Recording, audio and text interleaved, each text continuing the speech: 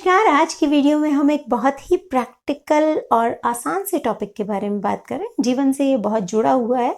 देखिए, ज़िंदगी में यदि आप कुछ भी करें, कुछ फ़ायदा कुछ नुकसान साथ साथ में चलता रहता है। तो वैसे ही जब हम अपने प्रोडक्शन के स्केल को बढ़ाते हैं, जो भी एक्टिविटी आप कर रहे हैं, जो बिज़नेस आप कर रहे हैं, उसको जब आप बढ़ाओगे, उसके स्केल को अप करोगे। स्केल का मतलब कि उस मान लीजिए कि पहले आप 10 मज़दूर थे, आपके पास काम कर रहे थे, 5 मशीनें थी। अब आपने 100 मज़दूर कर लिए और 50 मशीनें कर ली, तो आपका स्केल बढ़ गया। आप बहुत बड़े लेवल पे काम करने लगे। तो उससे क्या होगा? उससे पहले कॉस्ट कुछ कम होगी। ठीक है, हम बताते हैं, हम डिस्कस भी कर लेंगे इन केस आपको नहीं समझ में आ रहा तो। और फिर जो है कॉस्ट ऊपर भी जाएगी। जब आपका स्केल जैसे जैसे बढ़ता जाएगा, प्रोडक्शन बढ़ता जाएगा, वैसे वैसे आपका LAC जो है, हम पहले पढ़ चुके हैं इस सब चीज़ को, ये LAC जो है पहले डाउन जाता है और उसके बाद ऊपर जाने को लगता है। तो ये जो बीच में जो मिनिमम स्केल है, ये मिनिमम एफिशिएंट स्केल है, वहाँ पर टिके रहना, वहाँ तक पहुँचना हर एक जो है एंटरप्रेन्योर की चाहत होती है।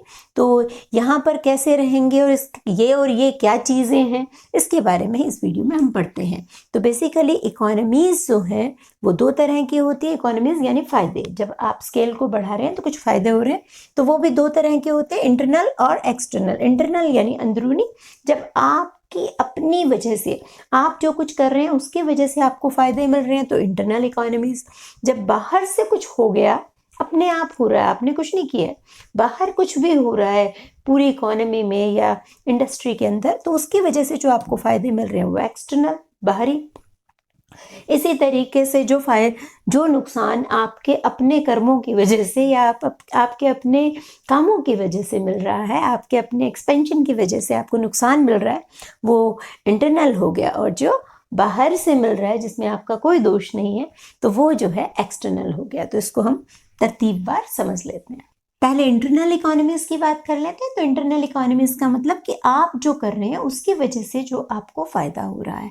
तो इंडिविजिबिलिटी, कि आपने जब एक्सपेंशन कर लिया अपने बिजनेस का, तो आपके पास जो भी साधन है, चाहे वो आप सबसे छोटा एग्जांपल लीजिए कि मान लीजिए आप समोसे ही बनाते हैं, तो यदि आप 10-20 समोसे बना रहे हो, तो आपको वो जो आपने इतना बड़ा कढ़ाई ली है, गैस लिया है, गैस का चूल्हा, सिलेंडर, सब कुछ लिया है, तो उस सब का फ़ायदा नहीं हो सकता जब तक कि आप 100-50 समोसे डेली के ना बनाओ। 200-500 जितने बनाएंगे, जितना ज़्यादा बनाएंगे, उतना ज़्यादा उन चीज़ों की कॉस्ट जो है, पर यूनिट कॉस्ट, बेसिकली आपने करना क्या है, पर यूनिट कॉस्ट कम करनी है। तो पर यूनिट कॉस्ट जब आप कम करोगे तो आपको फ़ायदा होगा।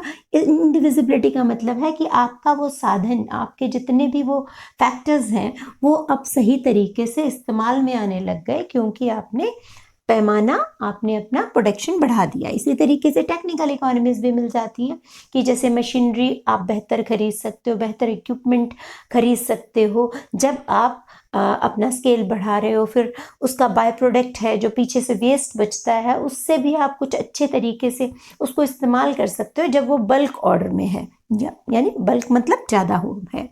मार्केटिंग इकोनॉमीज है। मार्केटिंग सिंपली इसको पेक्यूनरी भी कह दिया जाता है।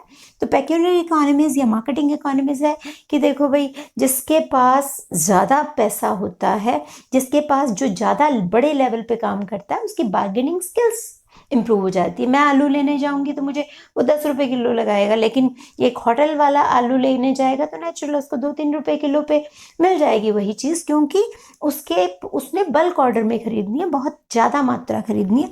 तो वो हर जगह काम आती है आपके, मतलब कोई भी छोटे से छोटा काम भी करना है तो वहाँ पे वो मार्केटिंग इकोनॉमीज जो है आपकी मिल जाती हैं आपको। आपकी स्किल अच्छी हो जाती है, चीज़ों को देखने की, फैक्टर्स ऑफ प्रोडक्शन आपको इजीली अवेलेबल हो जाते हैं।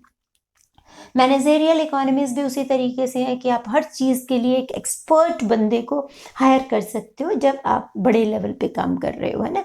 जैसे सेल्स के लिए आपने किसी एक्सपर्ट को हायर कर लिया, या सेल्स मैनेजर है, एक HR का है जिसकी सारी स्टडीज़, जिसकी एक्सपर्टीज़ ही ह्यूमन रिसोर्सेज को मैनेजमेंट करने की है। इसी तरीके से प्रोडक्ट कंटेंट डेवलपमेंट मैनेजर हो गया। तो हर चीज़ का एक अलग आप स्पेसिफिक पर्सन जो है हायर कर सकते हो, मैनेजर्स हायर कर सकते हो जो आपके काम को ईजी बनाते हैं।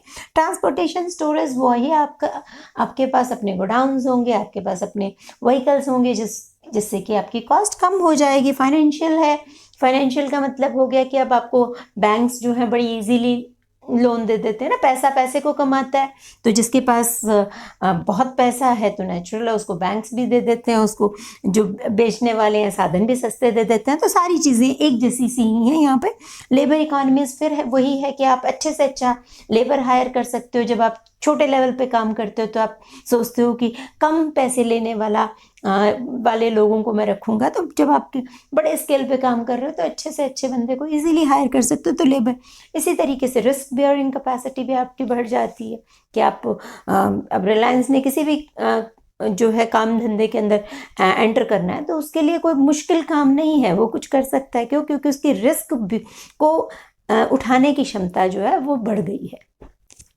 एक्सटर्नल या बाह्य या बाहरी जो इकोनॉमीज या फ़ायदे कैसे मिलते हैं, वो कंसंट्रेशन की वजह से मिलते हैं। कंसंट्रेशन मेरी और आपकी नहीं, कंसंट्रेशन इकोनॉमी में उस प्रॉपर जिस भी फील्ड की आप बात कर रहे हो वहाँ पर वो चीज़ें, जैसे मान लीजिए फैक्ट्रीज़ की बात करें, इंडस्ट्रीज़ की बात कर रहे हैं, तो बहुत सारी फर्म्स एक ही जगह पर क्लस्टर होना शुरू हो जाती हैं, उनका वहाँ पर जमावड़ा हो जाता है, बहुत सारी हो जाती हैं, तो वहाँ पे उस तरीके का सेटअप बन जाता है ट्रांसपोर्टेशन का, कम्युनिकेशन का, कोई गवर्नमेंट की फैसिलिटीज़ का, तो वो सारी चीज़ें उनको इकट्ठी मिलनी शुरू हो जाती हैं। उसमें उनका अपना रोल नहीं होता, लेकिन वो पूरा माहौल बनने शुरू हो जाता है। जैसे एनसीआर का आप एग्जांपल ले लीजिए, तो वहाँ पर, या बेंगलोर एक हब है, तो वहाँ पे आपको स्टाफ बड़ी इजीली मिल जाएगा। फिर उस वहाँ पे जो आपको स्पेशलाइज सर्विसेज चाहिए वो इजीली अवेलेबल हो जाती हैं, तो उस चीज़ का फ़ायदा मिलता है। इन्फॉर्मेशन का भी सेम चीज़ है कि इन्फॉर्मेशन आपको इजीली मिलनी शुरू हो जाती है। जैसे जैसे एक्सपेंशन होता है इकोनॉमी का, तो आपको हर चीज़ की डिमांड कितनी है, कौन सी चीज़ आपको कहाँ मिल सकती है, तो वो सारी इन्फॉर्मेशन, कहाँ पे कितने लोग काम कर रहे हैं, सारी इन्फॉर्मेशन आपके पास अवेलेबल होती है, तो उसका आप फ़ायदा उठा सकते हैं। डिसइंटीग्रेशन का मतलब है कि जब एक लार्ज स्केल पे बिजनेस चला जा रहा है इकोनॉमी के अंदर, तो धीरे धीरे स्पेशलाइजेशन शुरू हो जाता है। छोटी छोटी इवेंट्स जो है छोटे छोटे भागों में एक पूरी प्रोसेस बढ़ जाती है, तो उससे क्या है, एफिशिएंसी बढ़ती है, कॉस्ट ऑफ प्रोडक्शन बढ़ता है, और फिर जो है बहुत जल्दी से भी होता है, चीज़ें बहुत जल्दी जल्दी और इजीली हो जाती हैं। जैसे अब स्टाफ हायर करना है तो आपको इंटरव्यूज़ लेने की ज़रूरत नहीं, एजेंसीज़ हैं जो स्टाफ हायर करके आपको पहुंचा देंगी, तो हर चीज़ आपको इजीली अवेलेबल हो जाती है। ये एक्सटर्नल इकोनॉमीज़ हैं। तो बेसिकली इकोनॉमीज़ से क्या होता है कि ये कॉस्ट कर्व जो है डाउन आना शुरू होता है, ठीक है, यहाँ तक पहुँचता है जब इकोनॉमीज़ ज़्यादा होती हैं। डिस इकोनॉमीज़ के बारे में आप समझते हैं। कहते हैं जितना बड़ा सिर उतनी बड़ी सिरदर्दियाँ। तो अब आपका सिर बड़ा हुआ है तो ये सिरदर्दियाँ भी बढ़ जाती हैं। मैनेजर्स जो आपने अपॉइंट कर रखे थे जगह जगह, वो इतने सारे मैनेजर्स हैं, वो आपस में ही उनके बीच में कोऑपरेशन नहीं रहता, फिर उनके लिए भी चीज़ें उनके बियॉन्ड कंट्रोल हो जाती हैं, वो कंट्रोल नहीं कर पा रहे होते हैं, तो उनको दिक्कतें आनी शुरू हो जाती हैं, वो चीज़ नहीं दे पाते जितना कि पहले दे पा रहे थे। लेबर डिसइकोनॉमीज़ आपको पता है कितने बड़े, जब आपके 50 लोग थे तो आप बड़े प्यार मोहब्बत से उनको रख रहे थे, है ना, सबका ध्यान रख पा रहे थे। अब जब 100 हो गए, 200 हो गए, 500, 1000 हो गए हैं, तो अब आपका कनेक्ट टूट गया है। अब उनके बीच में आपस में एक यूनियन बनेगी, फिर नारे लगेंगे, हड़तालें होंगी, डिस्प्यूट्स होंगे, तो वो सारी चीज़ें, वो बोनस भी मांगेंगे, है ना, तो वो सारी चीज़ें बढ़ जाती हैं। फिर फाइनेंशियल डिसइकोनॉमीज़ कि जैसे जैसे साइज बड़ा होता है फिर उतने ही बड़े आपके खर्चे भी बढ़ जाते हैं। तो अब आपको बैंक से लोन लेना, उनके सामने अपनी रिटर्न्स पेश करना और अपना स्टेटमेंट्स देना, तो वो इजी नहीं रहता है। तो उतने ही थाउजेंड्स ऑफ करोड़ के अंदर आप लोन्स ले रहे हो, उनकी डिसबर्समेंट एंड ऑल, तो वो फाइनेंशियल प्रॉब्लम्स पे आनी शुरू हो जाती है। मार्केटिंग डिसइकोनॉमीज कैसे आती हैं कि मार्केट के अंदर एक लेवल तक तो आप इजीली रीच कर पाते हो, पर उसके बाद उसके बियॉन्ड आपके लिए पहुंचना उतना आसान नहीं होता कि अब आपको इतना आपका प्रोडक्शन हो रहा है, उसको बेचना है, एक अच्छी प्राइस पे बेचना मुश्किल हो जाता है, आपको सेल लगानी पड़ती है, तो फिर वो वहीं फाइनेंशियल इश्यूज आ जाते हैं। तो इंटरनल डिसइकोनॉमीज इस तरीके से आती हैं। अब देखते हैं एक्सटर्नल डिसइकोनॉमी। एक्सटर्नल या बाहरी डिसइकोनॉमीज, बाहरी हानियों के बारे में पढ़ें तो बेसिकली इकोनॉमिक्स की डेफिनेशन क्या है कि रिसोर्सेज, हमारे जो साधन है वो लिमिटेड है ना। हर चीज़ हमारे पास लिमिटेड है, चाहे वो लैंड हो, चाहे वो मैन पावर हो, चाहे वो ट्रांसपोर्ट की फैसिलिटीज़ हों, चाहे फाइनेंसेस हों, या बिजली हो, या मार्केट हो।